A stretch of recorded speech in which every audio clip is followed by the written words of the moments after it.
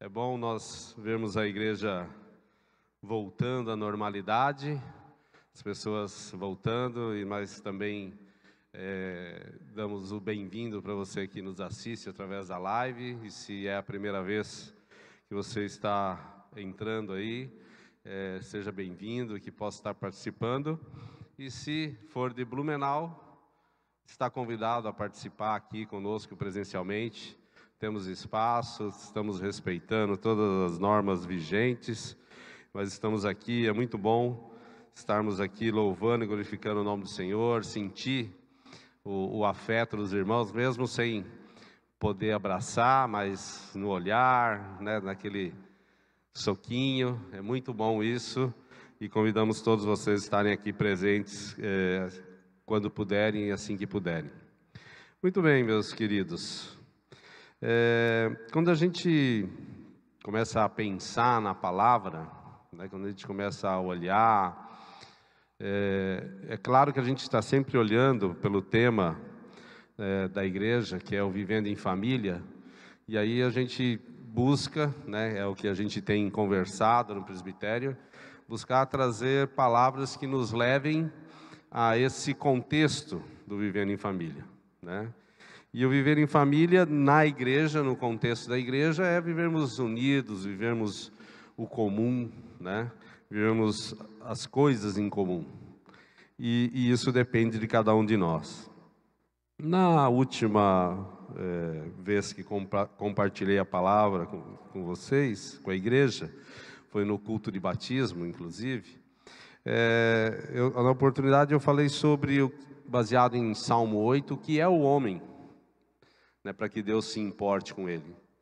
E aí nós podemos decorrer, ver que Deus é o Criador, que Deus faz toda a ação. Deus nos criou, Deus proporcionou a salvação, Deus nos deu o Espírito Santo para fazer a obra em nossas vidas, Deus nos deu acesso a Ele através de Cristo Jesus. Então Deus realiza em nós a sua obra. A nós cabe só deixar Deus agir em nossas vidas. Amém, irmãos? Vamos orar. Pai, te damos graça por esse culto, por esse momento de louvor, onde podemos cantar honras e glórias a Ti. Cantamos, Senhor, que buscamos ou buscaremos a Ti, que estamos à disposição para servi-lo, e que isso possa se confirmar em nossos corações.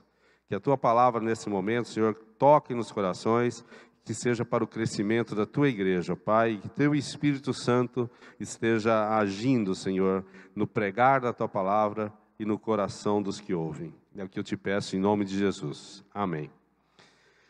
Então nós temos a palavra de Deus. Esses tempos eu li, voltei a ler o livro de Eclesiastes. É um livro gostoso de ler Eclesiastes, né? 12 capítulos, você lê ele rapidinho. E eu vou começar de trás para frente. Quando vai chegando lá no final do livro de Eclesiastes, lá no capítulo 12, versículo 13, o autor diz o seguinte, está aqui, se você quiser abrir na sua Bíblia, no seu aplicativo, mas o versículo está aqui também sendo projetado. Diz o seguinte, lá já finalizando o livro de Eclesiastes, ele diz assim: agora que já se ouviu tudo, aqui está a conclusão. Então ele escreveu tudo aquilo, aqui está a conclusão. Tema a Deus e guarde os seus mandamentos, pois isso é o essencial para o homem. E aí cabe nós começarmos a refletir nisso. Como está o meu temor a Deus? Puxa, Carlos, mas eu vou me achegar a Deus pelo temor a Ele, por medo? Não por medo, mas temendo todas as promessas e crendo que Deus vai realizar tudo o que Ele prometeu. E às vezes nós somos um pouco ou muito inconsequentes com relação a isso, com relação às promessas. Voltando um pouquinho ao livro de Eclesiastes, o autor, se vocês tiverem a oportunidade de ler, nós não vamos passar por todo o livro, ele discorre sobre a inutilidade, sobre o tempo, sobre a busca insana por tudo, e ele vai refletindo, ele vai trazendo uma reflexão sobre isso. E eu destaco lá em Eclesiastes 2, logo no comecinho, versículos 10 e 11, quando o autor diz o seguinte: não me neguei nada que os meus olhos desejaram, não me recusei a dar prazer algum ao meu coração. Na verdade, eu me alegrei em todo o meu trabalho. Essa foi a recompensa de todo o meu esforço. Contudo, quando avaliei tudo que as minhas mãos haviam feito, e o trabalho que eu tanto me esforçara para realizar, percebi que tudo foi inútil, foi correr atrás do vento. Não há qualquer proveito no que se faz debaixo do sol. Então, entre vários pontos que ele vai dando a conclusão, essa é uma conclusão, um trecho que ele fecha dizendo: puxa, eu fiz tanta coisa, não me neguei nada, tive o que eu queria e percebi que isso não vale de nada para mim. Veja que interessante esse posicionamento do autor. E esta é a ideia que eu gostaria que vocês começassem a partir, a pensar: o correr atrás do vento. Porque, como vocês viram ali no início, a gente está buscando uma análise de qual é a minha expectativa como cristão. Qual é o meu planejamento como crente, como cristão? Nós fazemos um planejamento de vida, temos o nosso plano de previdência privada, muitas vezes estamos aguardando a nossa aposentadoria no INSS, fazendo uma projeção de investimentos para que possamos ter uma vida tranquila. Às vezes não, mas via de regra fazemos isso, temos essa preocupação. E como cristão, como crente, qual é o seu planejamento como crente? É isso que eu gostaria que vocês começassem a pensar. Então vemos, como o autor de Eclesiastes colocou, que por mais que ele conquistou, por mais que ele tenha, e nós temos outros trechos ali, eu convido vocês a lerem, quem não leu ainda o livro de Eclesiastes, como eu disse, é um livro fácil de ler, rápido. Ele mostra que ele é infeliz por tudo que ele conquistou, né? Por tudo que ele tinha. Eu não li todo o texto, mas ele vai dizendo que ele teve as mulheres que ele quis ter, ele teve o tesouro que ele quis ter. É tipo assim, trazendo para os dias de hoje: tive o carro que eu quis ter, tive tudo o que eu queria ter, as propriedades, gastei, bebi, me diverti, vivi nas baladas, e mesmo assim eu sou infeliz. Eu estava ouvindo essa semana sobre uma pesquisa. Infelizmente estava no rádio, no trânsito, eu não consegui pegar exatamente a fonte, mas eu ouvi no rádio isso, sobre uma pesquisa que foi realizada nos Estados Unidos, recente essa pesquisa, onde o número de suicídio entre jovens é maior do que o número de mortes em acidentes de trânsito, lá nos Estados Unidos. Eu não tenho os números exatos, porque não deu para anotar. E aí, eles, no comentário da notícia, eles disseram o seguinte, que se identificou que a grande questão que leva ao suicídio é a ansiedade dos jovens em ter as coisas. O comparativo deles é muito alto. Até o comentarista fez um comparativo dizendo assim: antes a gente olhava para a grama do vizinho, para o carro do vizinho, e falava assim: puxa, a grama do vizinho é mais legal, o carro do vizinho é mais legal, o vizinho pintou a casa numa cor legal, eu também quero isso. A nossa ansiedade era limitada, hoje ela é ilimitada. E os jovens de hoje, com esse negocinho aqui na mão, assim, ó, com isso aqui, eles têm acesso a muitas coisas. E aí eles estão olhando lá os famosos, aquelas coisas do Instagram, aquela questão lá que a gente sabe que é tudo... é uma imagem, aquilo, é uma venda de imagem. Eles não têm essa percepção que aquilo é uma venda de imagem. E aí eles começam a desejar aquilo, e obviamente eles não têm. E isso os leva à ansiedade, à depressão e ao suicídio. É triste isso, porque é uma vida sem esperança. É uma vida baseada em coisas, em ter e não no ser. E é assim que a sociedade vive hoje. Essa pesquisa lá nos Estados Unidos, ela poderia ser feita aqui no Brasil, que eu garanto que o índice também seria altíssimo, né? Eu estava essa semana lá no norte do Paraná, num hotel, um prédio alto, onde o meio dele é tipo o prédio redondo aqui, é oco, E eu estava sentado na recepção, conversando com parte da equipe, e falei assim, eu vou sentar no canto, porque eu tenho até medo que alguém pule aqui de cima, né? E aí uma delas falou assim, não, mas a semana passada uma jovem pulou mesmo. Então, nós vemos que isso não é relatado, isso não aparece, mas isso acontece pela falta de esperança. O mundo vive essa falta de esperança. Agora, nós, crentes, não podemos viver essa falta de esperança. Nós não podemos viver dessa forma, porque se vivermos assim, então, o que nós estamos fazendo aqui? E é assim que está vivendo o mundo. E qual que é o nosso papel diante de tudo isso? Né? Então, como nós sabemos, em Efésios 2:8 diz o seguinte, então, confirmando que nós somos crentes, pois vocês são salvos pela graça, por meio da fé, isso não vem de vocês, é dom de Deus. E eu continuo na linha que Deus faz a obra em nossas vidas, em nossos corações. É Deus que realiza, é Deus que mantém a igreja. Não é o presbitério, não é a diretoria administrativa, é Deus que mantém a igreja. É Deus que está aqui conduzindo a igreja, é Deus que conduz a palavra. Quando a gente tem a responsabilidade de trazer a palavra, é impressionante, e eu posso testemunhar isso para vocês, não por glória, mas eu garanto que se o Werner viesse falar aqui, o Godo, o Tiago, todos iriam dizer a mesma coisa, que você começa a orar, começa a ler, e a palavra, o direcionamento vem vindo, e às vezes você diz, quando termina de preparar a sua mensagem, você olha, puxa, eu tinha pensado outra coisa. Porque eu creio que é o Espírito Santo de Deus dirigindo essa palavra. É Ele que está conduzindo isso.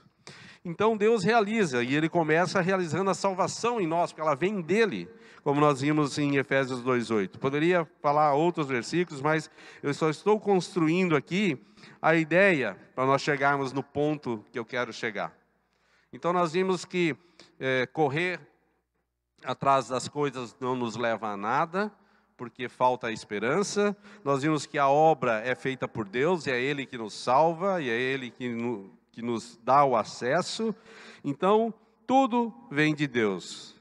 Como nós vemos lá em Colossenses 1:22 e 23, que o trecho começa assim, mas agora Ele nos reconciliou pelo corpo físico de Cristo, porque nós cremos que Cristo morreu na cruz como homem para nos salvar. E como diz o texto, mediante a morte, para apresentá-los diante deles santos, inculpáveis e livres de qualquer acusação, desde que continuem alicerçados e firmes na fé, sem se afastarem da esperança do Evangelho, que vocês ouviram e que tem sido proclamado a todos os que estão debaixo do céu. Esse é o Evangelho do qual eu, Paulo, me tornei ministro. Então, uma declaração de Paulo. Interessante esse texto, porque ele vem falando, né? Ele vem descrevendo que nós, mediante Cristo, nos reconciliou mediante a sua morte na cruz. Graças à morte de Cristo, que foi dado por quem? Mérito meu? Não. Deus fez a obra. Deus agiu. E interessante que Paulo diz esse desde que. E aí ele traz 3 verbos interessantes que nos levam a pensar nesse texto. Ele diz, estarmos o alicerçar, o firmar e afastar. Então ele fala que nós devemos, para nos apresentarmos diante dele santo, nós precisamos nos alicerçar. Nos alicerçar em quê?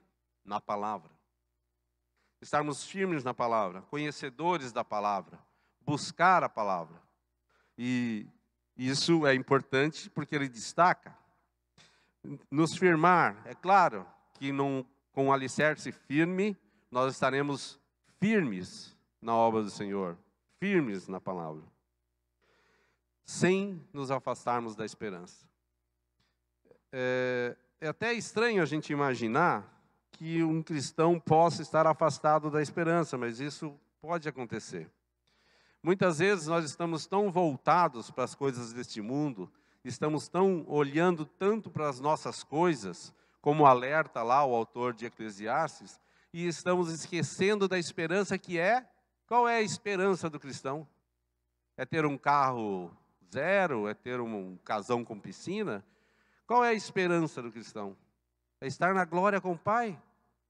É essa a nossa esperança, e essa deve ser a nossa vida, e essa deve ser a nossa busca diária. Nós cantamos aqui, faze-me um pequeno Cristo. Os irmãos entendem o que nós cantamos? Quando você louva o Senhor com as músicas que nós cantamos hoje, você entende o que você cantou, a responsabilidade do que você cantou?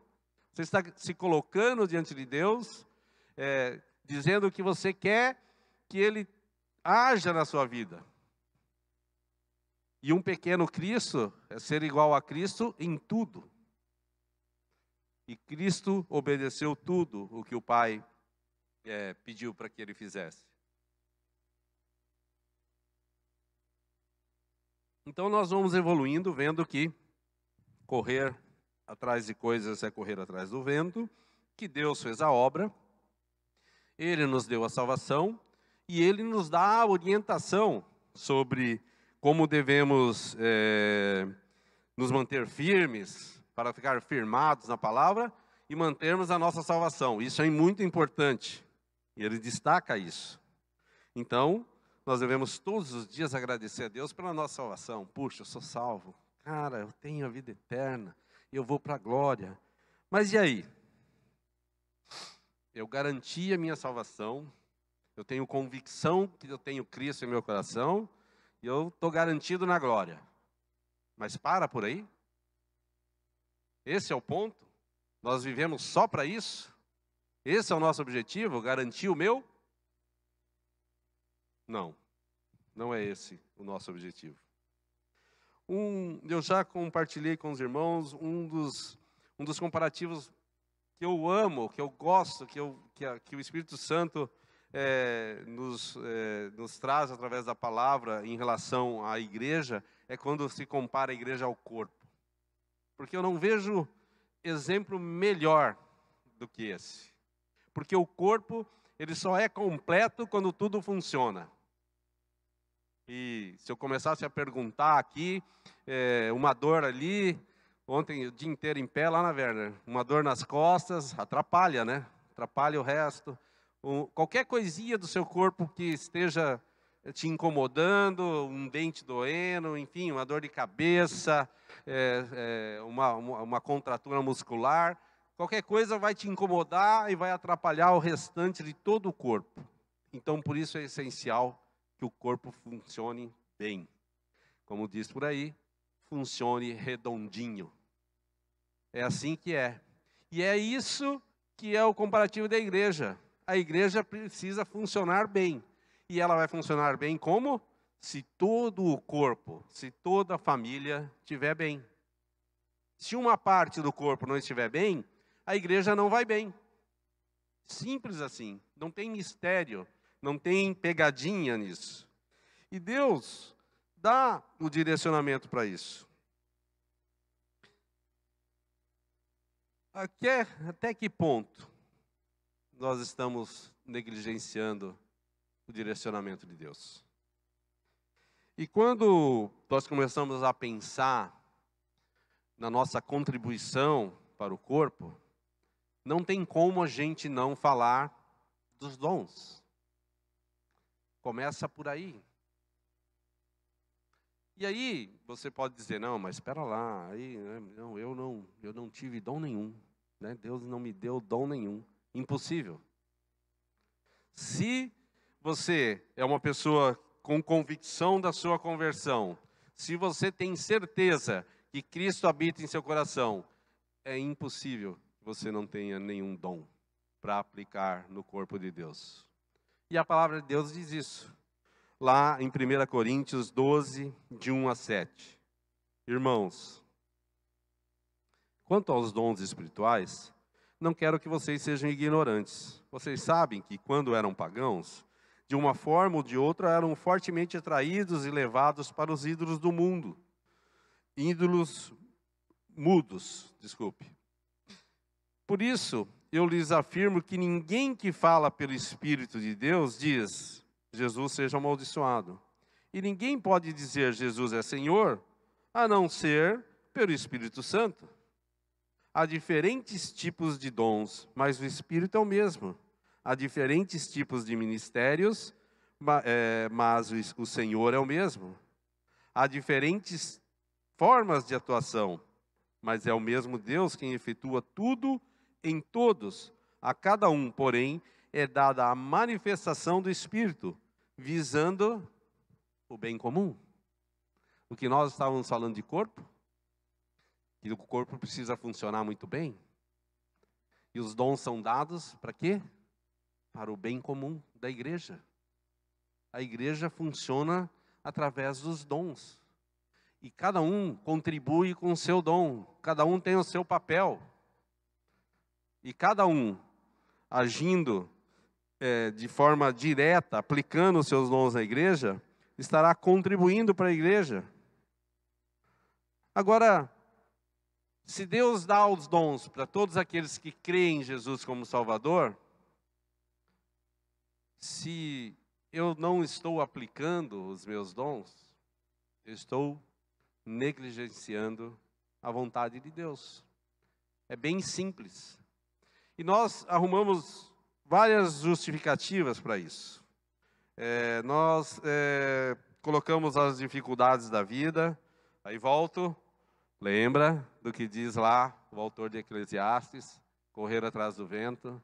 Nós colocamos, eu já fiz muito, né? Eu poderia aqui, depois de 30 e tantos anos de convertido, dizer assim, puxa, eu não tenho mais o que contribuir para a igreja, eu já fiz muito.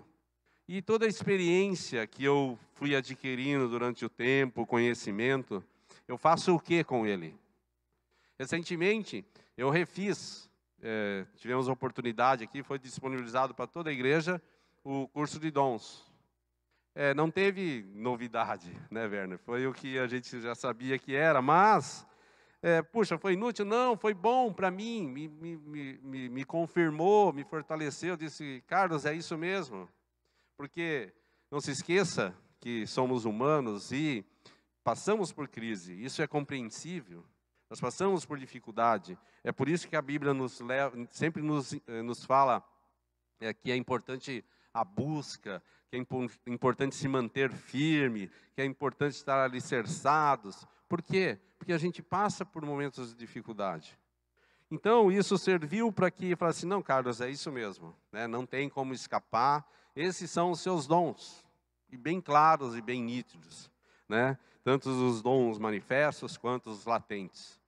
Agora, nós temos no encontro de jovens aos sábados, mais uma oportunidade de dons, né? Os jovens estão estudando os dons, estão fazendo uma análise para também conhecerem os seus dons, ministrados pelo nosso irmão Ademor. Qual é o objetivo disso? É mostrar para a igreja o quanto é importante se aplicar os dons. Os dons não são para ficarem adormecidos, meus queridos. Como diz o texto, até o final do versículo 7 de 1 Coríntios 12, visando o bem comum. Saiba que o fato de você não aplicar os seus dons na igreja, você não está contribuindo para o bem comum da igreja. E isso vai ser cobrado de você. Não vai ficar tão simples assim. Saiba disso. Então saiba que é este um dos temores que você tem que ter de Deus. Porque Ele te deu orientação e você não está cumprindo. E isso é falta de temor ao Senhor. Porque você não está respeitando o que Ele disse através da sua palavra, onde os autores foram orientados pelo Espírito Santo de Deus. E veja como isso é importante. Logo na sequência, continuando lendo o texto de Paulo, lá em 2 Timóteo 1,6, quando Paulo continua conversando com Timóteo, ele diz o seguinte: por essa razão, torno a lembrar-lhe que mantenha viva a chama do dom de Deus que está em você, mediante a imposição das minhas mãos. Paulo abençoou, direcionou Timóteo e falou assim, olha, estou te lembrando, Timóteo, para que você mantenha viva a chama do dom. Tamanha é a importância de estarmos aplicando os nossos dons na igreja. E como eu disse, se você não conhece, se você não tem certeza, não tem convicção dos seus dons, nós temos à disposição. Se tivermos um número mínimo de pessoas com a necessidade de conhecer os seus dons, fazemos outro curso, não tem problema. A nossa intenção é que a igreja seja viva, esteja buscando o envolvimento para o bem comum. Tenha isso em mente, que você é responsável pela igreja. Não sou só eu, só os presbíteros, só a liderança, e você vem aqui e senta e vai embora, e senta e vai embora, e senta e vai embora. Busque seu espaço. A igreja está aberta para isso. Dentro do seu preparo, dentro do seu conhecimento, é óbvio que a gente tem que desenvolver isso. Eu não posso chegar aqui e falar assim, sou líder. Eu sou líder, não quero saber. Deu o dom de líder, eu agora tenho que ser líder. Ó, presbitério, não quero saber, eu vou ser líder. Tudo bem, você tem o dom de liderar, perfeito. Se prepare para isso. Tem o dom de ensino, se prepare para isso. E por aí vai. Né? Você quer cantar, se prepare para isso. Você quer participar do louvor, se prepare para isso. Mas busque praticar, colocar em prática o seu dom. Contribua para a igreja. Esse é o nosso papel. Não podemos sentar em cima da salvação e dizer, está tudo bem. Estou salvo, estou na glória, o meu está garantido. Não é isso. Isso é falta de temor ao Senhor. Isso é falta de cumprir a vontade do Senhor. A Bíblia é completa. A Bíblia nos traz tudo. Porque se não fosse essencial essa questão da prática do dom, da contribuição para o corpo, a Bíblia pararia por ali. Jesus nos salvou, ponto. Agora nós somos salvos. Vivam a salvação. Mas ela não para por aí. Ela vem falando de nos revestirmos da armadura, ela vem falando de deixarmos as coisas do mal, de buscarmos as coisas de Cristo, as coisas da palavra. E isso é natural, porque nós temos que transmitir essa palavra, não sentar em cima dela. Não podemos deixar de olhar para o bem comum da igreja. Porque nós fazemos parte desta igreja.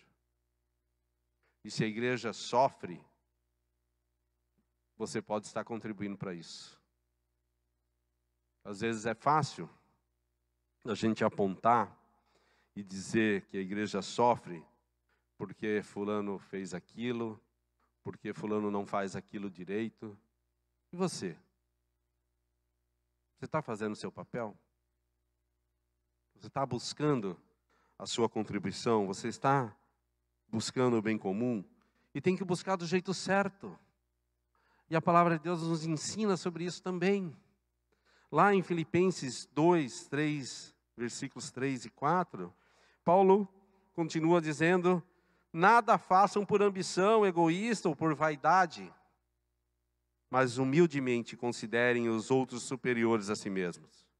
Cada um cuide não somente dos seus interesses, mas também dos interesses dos outros. Então, o fato de você buscar a execução dos seus dons, de contribuir para o bem comum da igreja, faça isso por amor a Deus. Faça isso olhando para Deus, olhando para a obra de Deus, olhando, tendo temor ao Senhor. Não faça isso olhando para homens, nem olhando para homens para se desanimar, ou olhando para se sobressair, para dizer, eu sou bom, eu estou lá, eu vou fazer isso, eu vou me sacrificar. Puxa, me sacrifiquei tanto. Nossa, como tem sido difícil para mim. Muitas vezes nós estamos com esse sentimento de que, puxa, como eu tenho sofrido pela obra do Senhor. Tenham misericórdia de mim. Isso é uma posição egoísta, gente. Você tem que fazer as coisas por amor. Você tem que fazer as coisas com um sentimento de alegria. Nós estávamos ontem, tivemos uma reunião ontem, o dia todo, Saímos daqui 7h30 da manhã, ficamos até 6 horas da tarde lá em Pissarras, com o presbitério da Conreal Sul, falando, dando os últimos detalhes sobre o guia que está sendo montado aí com tanto carinho, com tanta dedicação. E ficamos o dia inteiro falando sobre temas mais complexos. E voltamos, e estamos aqui hoje. Mas eu estou falando isso não para dizer assim, puxa, está vendo como eu me dedico? Eu estou falando que eu fiz tudo isso, e quem foi lá, quem pôde ir, fez tudo isso olhando para a obra de Deus. Não fomos lá para dizer assim, eu quero colocar a minha assinatura ali, dizer assim, ó, eu contribuí para o guia, eu quero aparecer nos dizeres, né, Werner? Aparecer lá. O Werner não estava lá o dia inteiro falando, explicando, trazendo temas complexos, para que o nome dele apareça lá e diga assim, participação especial Werner Crocker. Ele estava por amor, eu tenho certeza disso.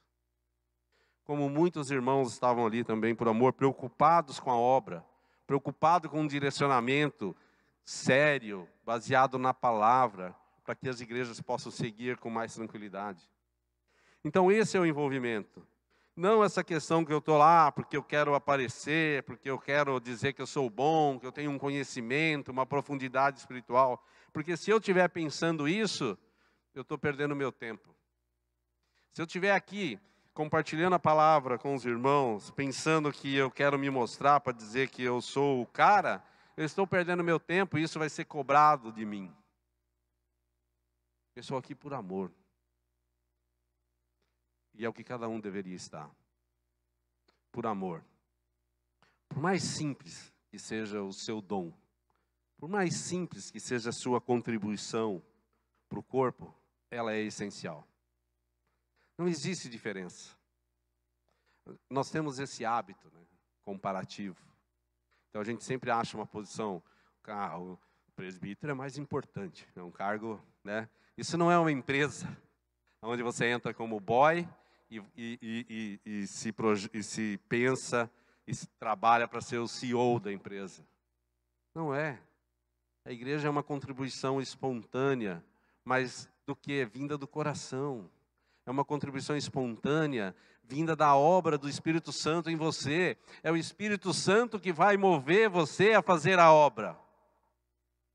Mas para isso, você precisa deixar o Espírito Santo agir na sua vida.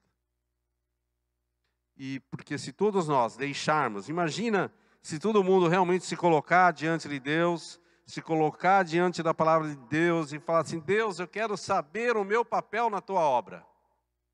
Eu tenho certeza de que Deus vai mostrar para você qual é o seu papel. E por mais simples que seja a contribuição, ela vai ser importante. E ela faz falta. E ela faz falta para a igreja local. E é óbvio que eu estou falando da nossa igreja, mas isso vale para todas as igrejas. Qualquer igreja vai sofrer, vai ter dificuldade, se as pessoas que ali não estiverem convictas da necessidade de praticarem os seus dons. Então, qual é a sua expectativa na vida cristã? Para quê?